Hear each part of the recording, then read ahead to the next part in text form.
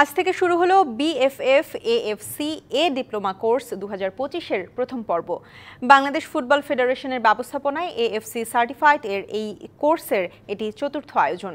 12 দিনব্যাপী এই কোর্সের উদ্বোধন করেন বাফুফের টেকনিক্যাল কমিটির চেয়ারম্যান কামরুল ইসলাম হিলটন। এই কোর্সের বাংলাদেশ জাতীয় ফুটবল দলের প্রাক্তন ও বর্তমান দেশি বিদেশি খেলোয়াড় এবং প্রশিক্ষক সহ মোট 24 জন প্রশিক্ষণার্থী অংশ নিচ্ছে।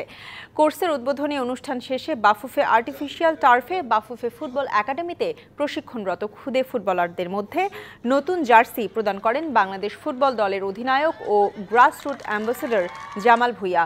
জামালকে কাছে পেয়ে খুদে ফুটবলাররা তার অটোগ্রাফ ও ছবি তোলায় ব্যস্ত সময় পার করে।